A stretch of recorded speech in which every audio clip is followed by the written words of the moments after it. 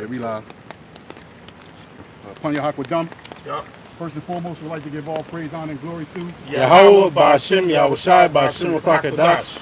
Double honors to the apostles, the bishops, the elders, the great millstone. Peace, blessings, and salutations to the hopeful elect and the sincere Akiyam, pushing his word, rich in their lives and their freedom to do so. This GMS Plaintables camp, located here in the city of Philadelphia, back out here another week to prophesy the downfall of this abominable and wicked kingdom, and to help wake the elect up who have been scattered through the four corners of the earth, mainly here in the Americas, who are the so-called blacks, the Latinos, and the Native Americans, and the speckled birds that reside in the other nations that look like the other nations but come from the seed of Jacob. To you we say shalom. And also a hearty shalom to the 144,000, the elect men of the 12 tribes of the children of Israel, who have been slated to be the next judges and rulers when Yahweh Ba'ashem Yahushai return to establish his throne on earth. Shalom to you, brothers. We're in the hopeful year of our deliverance and the judgment and the destruction of Esau Edom, who is the so-called self-proclaimed white man, who is the wicked of the earth, who used his blessing, which is the sword, to go around the whole globe, rape, rob, and pillage. And still, we at the end of his kingdom. Why? Because we understand through prophecy that, his kingdom is crumbling. His financial system is in ruin. He is in irreversible debt. The farmers are through. Education system is not up to standard with the rest of the world. Just take a look around. You got all kind of floods that's going on all throughout the world, mainly here in the Americas. You got sedition amongst men. All the things that Yahushua spoke about on the Mount of Olives is happening today. And we out here to prophesy the downfall of this kingdom and usher in a new one, which is going to be the kingdom of Yahushua. Go ahead, you got it. Trying to get should we get Psalms 32? We'll start at verse 1 and go down to verse 5. And then we get it in the NLT real quick. Because what we're seeing right now is a lot of gal in Israel. Okay? What do you mean by gal? Filthiness. Unright spirits, man. You just had Alizé or Alazar, declare himself this week that he's no longer a Hebrew Israelite. All right, then you had the one Jake that was once part of Great Millstone, now bugged the fuck out. He picked curses on the Apostle Tahar, basically, saying that he was going to pass away in like 40 days or some shit like that. And now look what the Lord has done unto him. So we're going to get, the scriptures where it talks about having gal, all right, and, we're blessed to those that don't have any gal, man. The elect of the nation of Israel. Do you want to read that for this? Here's Psalms 30 verse 1. Blessed is he whose transgressions is forgiven, whose sin is covered. Yeah, blessed is he whose transgressions are forgiven. You got to pray that we be of the elect of the nation of Israel, because the elect ultimately on this side, their sins are forgiven. Okay, all right. The things that they have done, in the past, the Lord is absolved them from those. The Lord has justified them ultimately. Yahushai. All right, the blood of Yahushai justifies the elect of the nation of Israel, man. Yeah. It says,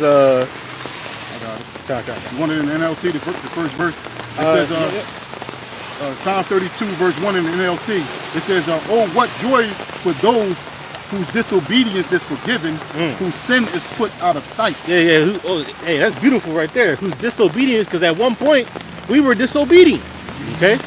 And even, you might have instances where, like Jake, look, man, we're in this flesh, and sometimes Jake get real simple.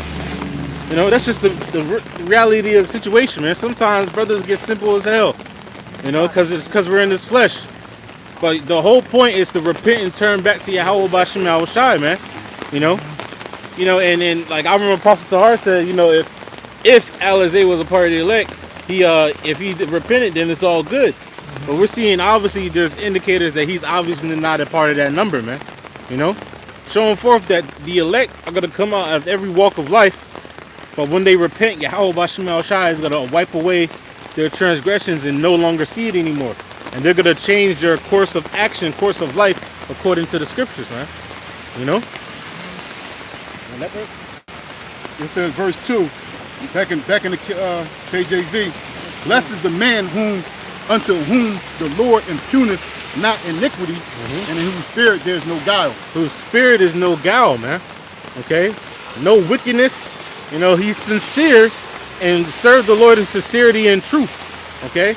Because you got some people that may be sincere, but at the same time, you know, it's been obvious, it's been evident right now who has the 100% truth according to the Bible. Okay? So if you're really sincere, you'll be following the men of great millstone, starting off with our apostles, the elders of great millstone, to the men of down like us and brothers that teach the like doctrine. Alright? If you're really sincere, you know, because it's coming down to the wire where it's showing you that even if you so-called cared about the Bible, you have gal on you if you're not following the 100% truth, man. Okay? Yeah, verse Psalm 32, verse 2 in the NLT. It says, yes, what joy for those whose record the Lord has cleared of guilt. Yeah, the Lord cleared your record. You know, ultimately we're looking to have our record expunged, man. You know, now you gotta think about with Eleazar, everything that he did in the world, is all back on him. You know, it's like it's one thing you come into the truth, the Lord forgive you for the wickedness you've done in the past. You know, and then you stick to the script and the Lord, you know, works with you. But now, once you leave this faith, not only the works that you did in this truth go away, all right, but everything you did in the world and now the wickedness that you're now doing is all going to be stuck to you. See, this is why it's important to stay the course, to stay the way, because if not, the Lord's going to impute all judgment onto you, man. Okay? You know? Can you jump down real quick to verse 5 and read that in the NLT?